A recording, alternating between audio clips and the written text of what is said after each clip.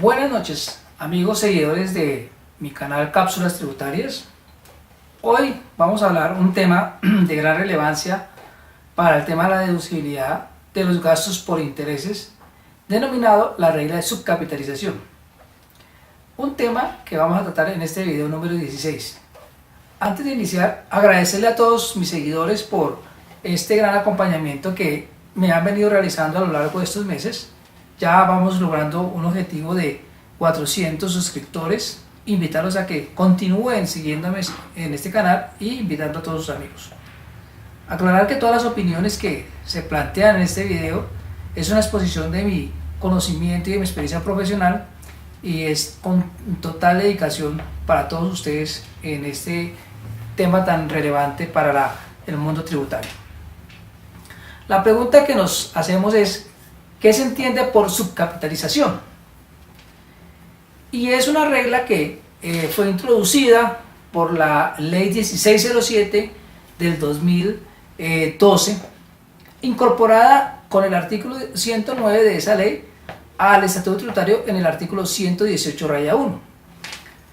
Y viene de las recomendaciones que se han venido desarrollando con todo el plan BEPS, Base Erosion Profit Shifting, que es las acciones que se han implementado para buscar mitigar los traslados de beneficios a países de baja o nula tributación. Y por eso nace la regla en materia del impuesto a la renta, conocida como Thin Capital Rule, acción 4 de BEPS. En aras de el objetivo de incorporar esta regla, pues tiene que ver como un mecanismo de control contra esa erosión de la base gravable en Colombia, en la cual básicamente a través de esta figura que ustedes van a ver en esta diapositiva, lo que se venía realizando era que unas compañías tenían un capital, se lo prestaban a la sociedad colombiana y una vez prestado ese dinero, la sociedad colombiana vía intereses le cancelaba el interés. Al no existir la regla de subcapitalización, todo el interés que se pagara, ¿cierto?, de la compañía a quien hacía el crédito, pues era un gasto deducible en materia del impuesto a la renta sin ningún tipo de restricción. La regla de subcapitalización derivada de la acción 4, pues en principio se prevé, tal como está establecida, que sean operaciones entre vinculados económicos.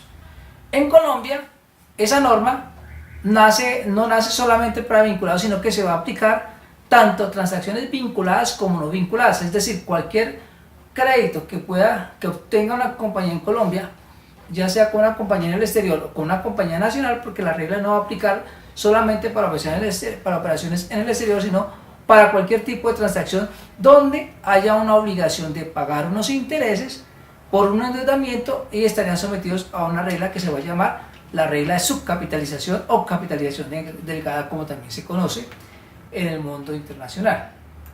Cuando se pagan esos intereses, lo que establece la regla de subcapitalización es que van a estar sometidos a una limitación. Eso significa, bajo la incorporación del artículo 118-1 al Estatuto Tributario, que esa limitación va a ser una regla 1:3, es decir, por su patrimonio líquido que posea la compañía que obtiene el crédito, la relación es que por cada peso de patrimonio líquido que tenga, lo máximo que podría endeudarse es 3 pesos más. Por cada peso de patrimonio líquido, 3 pesos es lo máximo de endeudamiento que podría tener, para que el gasto que va a pagar por intereses, el 100% sea tratado como deducible, porque lo que vaya a superar va a ser un rechazo en la deducibilidad del gasto por intereses. Entonces la finalidad de esta norma, que tiene que ver, o como fue incorporada en el artículo 118-1, pues va a diferir de lo que dice la acción 4 de BEPS, porque ya tiene unos elementos diferentes de cómo calcular la limitación de intereses, y pues no hay una concordancia en este momento como se incorporó el artículo 118-1 con lo que terminó al fin y al cabo con la acción 4 de BEPS, pues que es una tarea pendiente que se consideraría que en una próxima reforma tributaria que llegue a tener el país, pues tendrá que analizarse efectivamente si esa regla de subcapitalización es la más adecuada o la más idónea para efectos de la aplicabilidad como está en Colombia, o si eso estaría siendo una restricción en un momento dado para el crecimiento de las empresas. Pero un tema bien importante también que nace esta regla o se incorpora esta regla a nuestro estatuto tributario tuvo que ver porque a través de esta figura lo que se hacía normalmente era que la compañía vinculada en el exterior, porque normalmente se hacía con compañías vinculadas, pues en lugar de inyectar capital a una compañía en Colombia, o en este caso una compañía en Colombia, no tenía un mayor valor de capital, sino que lo que hacía era endeudarse. O sea, la misma compañía vinculada del exterior la inyectaba no a través de capital, sino a través de endeudamiento, de tal suerte que cuando la compañía en Colombia pagaba los intereses, vía la modalidad de pago de intereses se estaba trasladando una utilidad a esa compañía del interior, o sea, es decir, se estaba trasladando vía intereses lo que podría haber sido vía dividendo. Y eso es una de las figuras que busca prevenir, o uno de los elementos que busca prevenir la acción 4 y el artículo 118 Raya 1 sobre el tema de su capitalización. Bueno, esa es como la finalidad que persigue el tema de su capitalización. ¿Cómo quedó instaurada en Colombia entonces ya en el artículo 118 Raya 1? Tal como el gráfico ustedes lo pudieron evidenciar, pues va a aplicar siempre como una limitación a una deducción por intereses si se incumple la regla de su capitalización, que es 1:3. Se va a aplicar siempre que haya un pago de intereses, o sea, siempre que el préstamo que le han otorgado a la sociedad, al contribuyente, pues genere una retribución o un pago de intereses. Ahí va a darse la aplicación de la regla de su capitalización.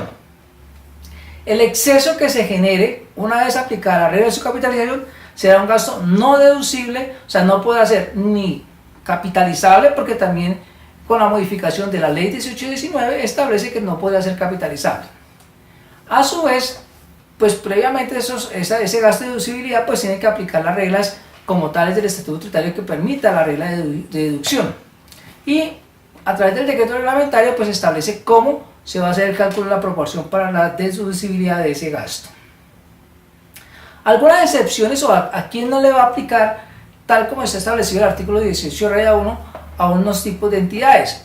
Como por ejemplo establece la misma norma que esta regla de subcapitalización no le aplicará a los contribuyentes del impuesto sobre la renta y complementarios que estén sometidos a inspección y vigilancia de la Superintendencia Financiera de Colombia, ni a los que realicen actividades de factoring en los términos del decreto 2669 del 2012.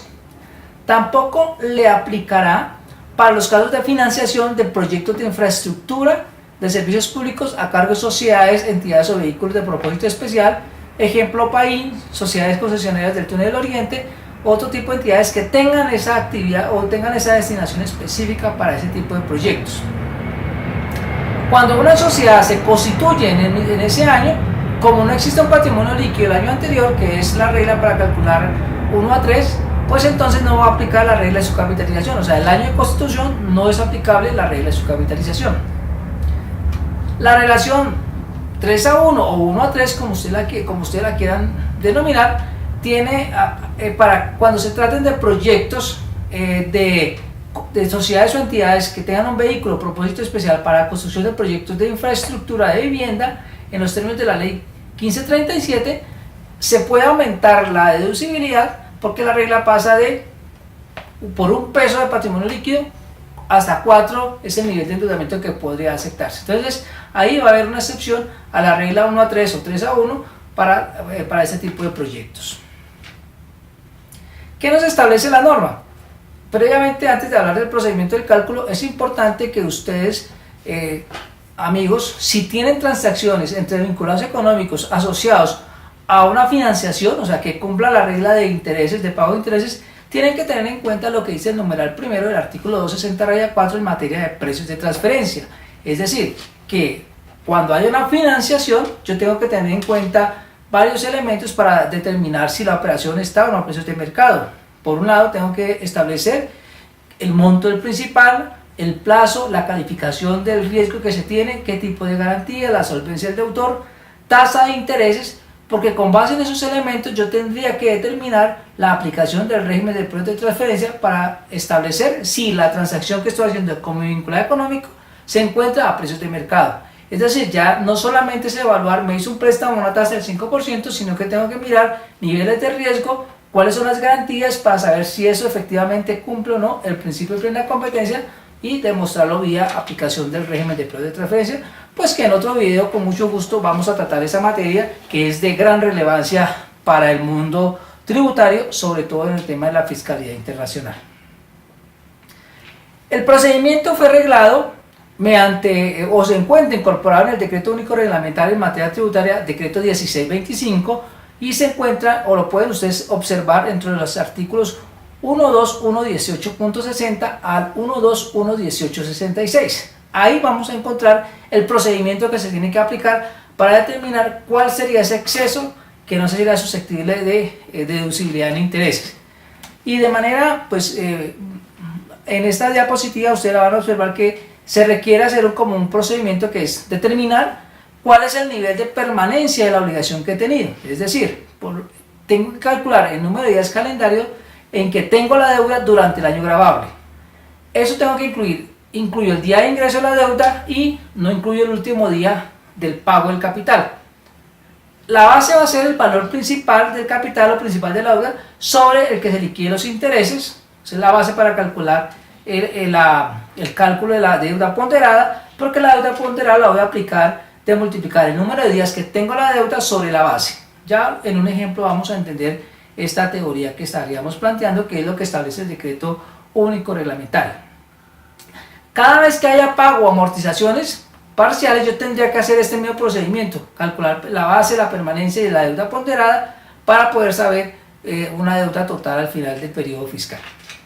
Una vez calculada la deuda ponderada, se suman todas las deudas ponderadas que yo haya tenido durante el año, porque yo nazco con la deuda y puedo tener muchas deudas donde voy haciendo pagos parciales, entonces voy calculando deudas ponderadas para después sumar y determinar cuál es la base total de deuda que tengo en el transcurso del año.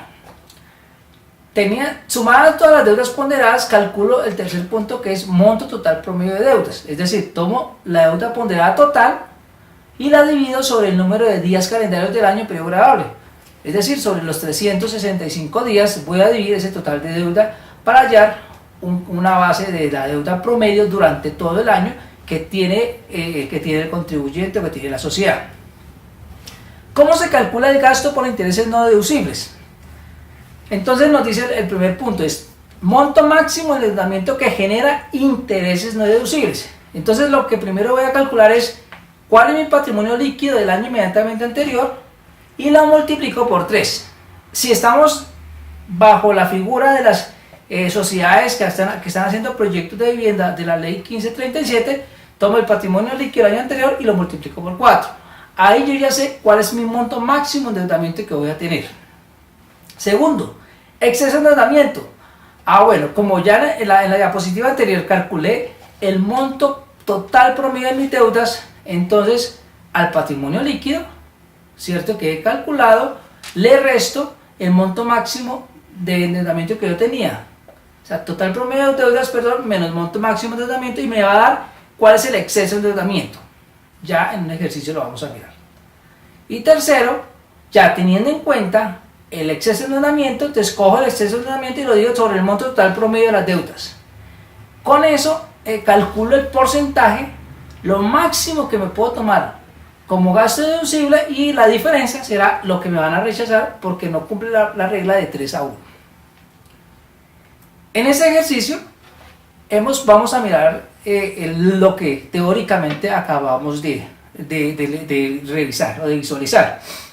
Supongamos que una empresa que tiene una deuda de 150 millones de pesos adquirida desde el 15 de enero y va a hacer un abono el 15 de junio del 2013 en este ejercicio que estamos planteando acá. Entonces sumo desde el 15 de enero del 2013 hasta el día anterior del abono, o sea, hasta el 14 de junio del 2013, y me va a dar que tiene 151 días de permanencia de esta fecha. La base son 150 millones de pesos, ese fue el valor del crédito que me hicieron. El abono es por 75 millones de pesos, me va a quedar un saldo de 75 millones de pesos. Cojo y multiplico los 150 millones de pesos por el número de días, 151, y me da que la deuda ponderada es de 22 millones 650. 150 millones de pesos por 151. Supongamos que del 15 de junio del 2013 al 15 de diciembre del 2013 se cancela el saldo de la deuda. o sea, los otros 75 millones de pesos. Desde el 15 de junio hasta el día anterior del pago me da 183 días. Vuelvo y calculo la ponderación de esa deuda, o sea, 75 millones por 183 días me da 13 millones 725. El total de la deuda ponderada sería 36 millones 375. Supongamos que tengo otra deuda, bajo las circunstancias que ustedes que están observando en el ejercicio. Tiene una deuda que inicia el 1 de enero del 2013, o sea, ya viene el año anterior, hace un primer abono el 20 de marzo del 2013, hace otro abono entre el 20 de abril, hace otro abono el 20 de mayo y así sucesivamente hasta terminar con un remanente el 31 de diciembre del 2013, y para cada uno de esos días va calculando los días de permanencia, desde el 1 de enero hasta el 19 de marzo, 20 de marzo hasta el 19 de abril, del 20 de abril hasta el 19 de mayo y así sucesivamente, y calcula todos los días de permanencia de esa obligación. Vuelve y multiplica monto de la deuda por 78, 23 millones 400, 31 por 250 y va calculando los saldos respectivamente de cada una de la obligación. Sumada el total de la deuda, entonces 36 millones más 53 me da que total deuda ponderada son 89 millones 425. Sobre 365 me da que el total de deuda promedio son 245 millones de pesos. Calculado ya el monto total de la deuda promedio, entonces voy y determino el patrimonio líquido de esta compañía del año inmediatamente anterior eran 50 millones de pesos. Patrimonio líquido, acuérdense que es tomar la declaración de renta, el patrimonio bruto menos las deudas me da el patrimonio líquido. Y lo multiplico para este ejercicio por 3, que es la regla 1:3 para este caso, que no es una entidad de propósito especial. Me daría que el monto máximo de endeudamiento para esta compañía serían 150 millones de pesos. Le restamos las deudas promedio ponderadas de 245, me da que tiene un exceso de endeudamiento de 95 millones de pesos, tal como lo pueden observar aquí en este ejercicio. Ya teniendo en cuenta el exceso de endeudamiento, entonces voy y divido, ¿cierto?, el máximo endeudamiento sobre el monto total promedio y me da que el 38% de esta compañía, ¿cierto?, será la proporción de intereses no deducibles. O sea, en esto se estaría esta compañía sobrepasando el endeudamiento. Supongamos que los intereses que ha pagado, que pagó durante el año 2017, 2013 en este ejercicio, es de 1 millón de pesos. Entonces, el 38% por 1 millón de pesos me dice que 387 millones de pesos sería un gasto no deducible. La diferencia pues es lo que me podría tomar como deducción en el impuesto a la renta. Este es el alcance o el entendimiento que establece el artículo 118 Raya 1 para este tipo de contribuyentes. Con la ley 1819, antes, si usted capitalizaba porque está construyendo el activo, también tiene que tener en cuenta que esos intereses que se capitalizan tienen que ajustarse a esta regla del artículo 118 Raya 1. Si el pago de intereses va directamente al gasto, pues con mayor veras tengo que aplicar esta regla. Bien, en otro ejercicio o en otro video podríamos tratar qué pasaría cuando la deuda es en moneda extranjera, pero pues lo dejo para que ustedes también en su diario vivir pues lo apliquen, y pues por ahora es como la parte que quería compartir con ustedes en este video de cómo se debe entender el proceso de subcapitalización frente al artículo 118 Raya 1. Una vez más, agradecerle por el acompañamiento que me han hecho en este canal de YouTube. Los invito a que se suscriban, inviten a sus amigos, a sus colegas, me sigan en mi blog, y pues muchas gracias, y darle like a este video, compártalo y síganme, que este es un aporte para toda la comunidad contable y tributaria de nuestro país. Muchas gracias y que tengan un feliz mes.